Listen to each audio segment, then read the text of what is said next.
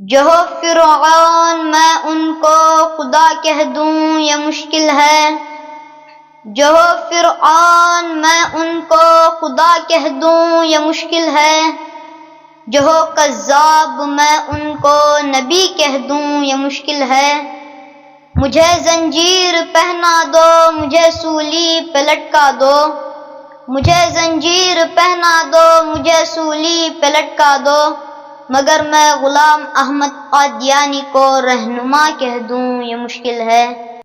اللہ کے رسول کو جو مانتا نہیں، اللہ کے رسول کو جو مانتا نہیں، وہ شخص بے وقوف ہے جو کچھ جانتا نہیں۔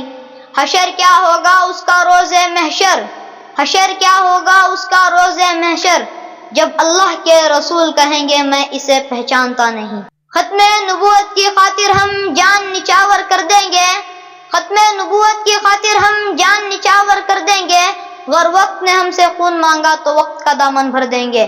السلام علیکم، میں افسر میسوری۔ ناظرین اکرام، ایک مرتبہ پھر اس رمضان خاص کے اس پروگرام پر ہم آپ کا خیر مقدم کرتے ہیں اور استقبال کرتے ہیں۔ آپ لوگوں کی محبت اور آپ لوگوں کے پیار کی وجہ سے جو ہے اس پروگرام میں الحمدللہ بہت زیادہ طلبہ جو ہے حصہ لے رہے ہیں۔ بہت خوشی کی بات ہے، آپ لوگوں کا پیار اسی طرح بنے رہے۔ تو ہمارے درمیان آج ایک اور طالب علم ہمارے درمیان موجود ہیں۔ سب سے پہلے ہم انہی سے جانیں گے کہ آپ اپنے تعلق سے بتائیں ہمارے ناظرین کو۔ Myself Muhammad Abu Zar Beg, son of Irfan Beg. I am studying at Madrasa Jamiatul Huda in Hifz section. اچھا، آپ ہمارے اس رمضان خاص کے پروگرام میں جو ہے ناظرین کو کیا سنانے کے لیے آئے ہیں، کس عنوان پر کیا سنانے کے لیے آئے ہیں؟ I would like to speak on ختم نبوت۔ ماشاء اللہ، بہت بڑی بات ہے۔ ہم اردو میں ان سے گفتگو کر رہے ہیں، یہ جواب جو ہے ماشاءاللہ انگریزی میں دے رہے ہیں۔ بہت بہترین انداز ہے۔ بچوں میں جو ہے اس طرح کا جو ہے ایک اپنے آپ میں سیلف جو کانفیڈنس رہتا ہے وہ بہت بڑی بات ہے۔ ہم بنا بغیر تاخیر کے جو ہے ہم شروع کرتے ہیں۔ آپ اپنا نام کیا بتائیں؟ محمد ابو ذر بیگ۔ محمد ابو ذر بیگ۔ آپ کی عمر؟ 14 سال۔ آپ 14 سال کے ہیں، ماشاءاللہ 14 سال کے ہیں ابو ذر صاحب، جو 8ویں جماعت میں جو ہے تعلیم حاصل کر رہے ہیں۔ اب سنتے ہیں انہوں نے جو ہے عنوان کس تقریر کا جو انہوں نے ابھی کہا کہ یہ جو ہے تقریر ختم نبوت پر جو ہے ان کا عنوان ہے، تو آئیے سنتے ہیں۔ السلام علیکم ورحمۃ اللہ وبرکاتہ۔ الحمدللہ وکفا والصلاة والسلام علی سید الرسول وخاتم الانبیاء الا نبی بعدہ ولا نبوت بعد نبوته ولا کتاب بعد کتاب اللہ ولا دین بعد دینہ ولا شریعت بعد شریعتہ ولا امت بعد امتہ وعلى آلہ واصحابہ اجمعین۔ اما بعد، قال اللہ تبارک وتعالی فی القرآن المجید والفرقان الحمید، اعوذ باللہ من الشیطان الرجیم، بسم اللہ الرحمن الرحیم۔ ما كان محمد ابا احد من رجالکم ولکن رسول اللہ وخاتم النبیین۔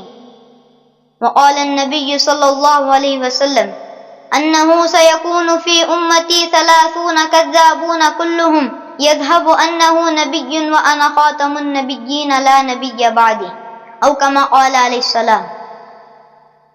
جو ہو فرعون میں ان کو خدا کہہ دوں یہ مشکل ہے، جو ہو فرعون میں ان کو خدا کہہ دوں یہ مشکل ہے، جو ہو کذاب میں ان کو نبی کہہ دوں یہ مشکل ہے، مجھے زنجیر پہنا دو مجھے سولی پہ لٹکا دو، مجھے زنجیر پہنا دو مجھے سولی پہ لٹکا دو، مگر میں غلام احمد قادیانی کو رہنما کہہ دوں یہ مشکل ہے۔ میرے محترم علماء کرام، اساتذہ کرام اور میرے ہم اثر ساتھیوں، میری آج کی اس پر وقت تقریر کا موضوع عقیدہ ختم نبوت ہے۔ سامعین گرامی، عقید ختم نبوت کو ماننا دین کے اہم ترین ارکان میں سے ایک رکن ہے، اور یہ ایک ایسا مسئلہ ہے جس پر تمام امت کا اتفاق ہے۔ جس طرح خدا کی وحدانیت میں کسی کو شریک کرنے سے انسان کافر ہو جاتا ہے، اسی طرح محمد صلی اللہ علیہ وسلم کی نبوت میں کسی کو شریک کرنے سے انسان دائرہ اسلام سے خارج ہو جاتا ہے، اس لیے کہ قرآن کریم کے 100 آیات، پیغمبر صلی اللہ علیہ وسلم کے 300 فرمودات اور بزرگوں کے تقریباً 1500 ارشادات اس بات پر گواہ ہیں کہ حضرت محمد صلی اللہ علیہ وسلم کے بعد نبوت کی کرسی پر نہ کوئی آیا ہے نہ کوئی آئے گا۔ جس طرح خدا اپنی خدائی میں وحدہ لا شریک ہے، اسی طرح محمد صلی اللہ علیہ وسلم ختم نبوت میں وحدہ لا شریک ہے۔ چنانچہ قرآن کریم میں رب العزت نے واضح اعلان فرما دیا، ما کان محمد ابا احد من رجالکم ولکن رسول اللہ وخاتم النبیین۔ دوسری جگہ اعلان فرمایا، الیوم اکملت لکم دینکم واتممت علیکم نعمتی ورضیت لکم الاسلام دینا۔ سامعین گرامی، قرآنی دلائل کے بعد آئیے اس احادیث کے صفحات کو پلٹتے ہیں۔ خاتم الانبیاء صلی اللہ علیہ وسلم نے اپنی نبوت کے سلسلے کو اپنے اوپر ختم کرنے کے لیے 4 واضح دلائل بیان فرمائے۔ یا ایھا الناس ان ربکم واحد وایاکم واحد ونبیکم واحد لا نبی بعدی۔ رسول اللہ صلی اللہ علیہ وسلم کا دوسرا اعلان صحیح بخاری جلد دوم صفحہ نمبر 632 پر ہے، یا ایھا الناس لا نبی بعدی۔ تیسری جگہ اعلان فرمایا، انہ سیکون فی امتی 30 کذابون کلہم یذہب انہ نبی وانا خاتم النبیین لا نبی بعدی۔ چوتھی جگہ اعلان فرمایا، یا ایھا الناس لیس نبی بعدی ولا امت بعدکم۔ اب جو شخص ان طلائی کا انکار کرے گا وہ دائرہ اسلام سے خارج ہوگا، اس لیے کہ امام ابو حنیفہ رحمۃ اللہ علیہ فرماتے ہیں کہ اگر کوئی شخص کہے کہ وہ نبی ہیں تو اس سے دلیل مانگنے والا بھی کافر ہو جاتا ہے۔ میرے دوستوں، مسلمان یہ عقیدہ رکھتا ہے کہ حضور پاک صلی اللہ علیہ وسلم آخری نبی ہیں، آخری پیغمبر ہیں، آخری رسول ہیں، آپ پر نبوت کا سلسلہ ختم کر دیا گیا ہے، آپ کے بعد کوئی اور پیغمبر نہیں آئے گا اور نہ ہی کوئی اور امت آئے گی۔ چنانچہ مسلمان کے آگے اگر حضور پاک صلی اللہ علیہ وسلم کی نحوس کی بات آ جائے تو وہاں وطن، ریاست، مال و دولت، جواری، بیوی بچوں کی بات نہیں ہوتی، وہاں ایمان کا مسئلہ ہوتا ہے، وہاں دنیا کی دولت نہیں چلتی۔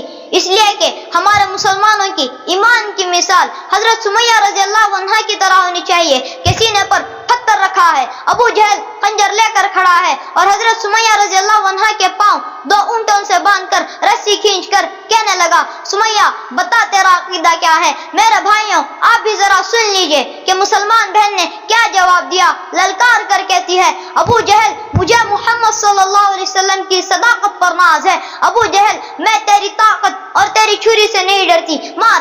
ابو جہل نے چھرا مارا، کہنے لگی، اے لوگوں گواہ رہنا، میں زندہ زمین پر 2 ٹکڑے ہو کر چیری جا رہی ہوں، مگر میرے عقیدے میں ذرا برابر بھی فرق تک نہیں آیا، میرا خدا بھی ایک ہے اور میرا مصطفیٰ بھی ایک ہے۔